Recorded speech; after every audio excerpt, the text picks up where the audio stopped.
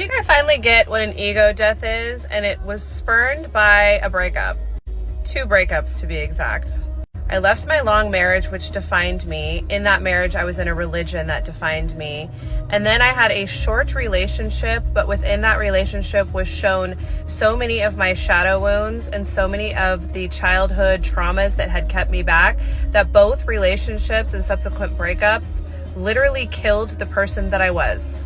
And that is what an ego death is. I remember reading The Power of Now for the first time by Eckhart Tolle, and he talked about how he attained his ego death through a very hard time in his life where he was literally suicidal.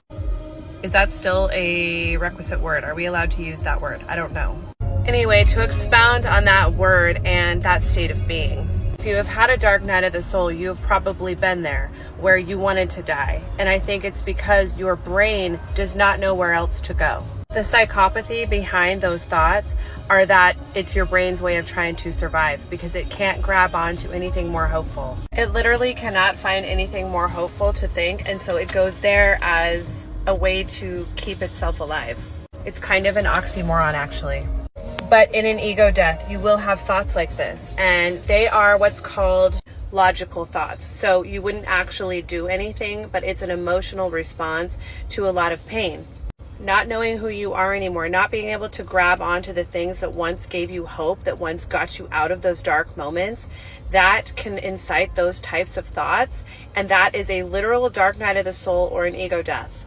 I think losing your religion obviously is going to rob you of all of the coping strategies and stories and hopeful things that you told yourself to get through hard times. But being in a toxic relationship where you're constantly invalidated, you're constantly made to feel like who you are, your essence is too much, that you are damaged or broken in just being who you essentially are. And instead of that toxic, narcissistic person saying to you, I can't love you in the way that you need to be loved, and walking away, they string you along through a relationship and constantly invalidate your needs and try to make you out to be the one that is actually abnormal or defunct because you have these needs. All of those big life events will destabilize you and lead to an ego death.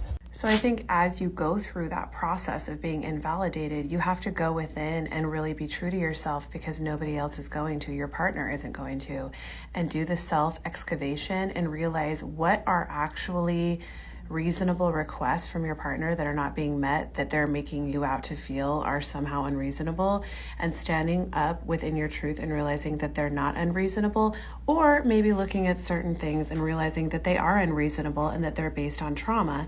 And so then doing the requisite shadow work to heal those parts of you. So what emerges from that process is a totally new you, because you are a fully integrated person, meaning you've accepted your shadow parts, you've worked through and healed them, but you've also realized what you do deserve and what you do require.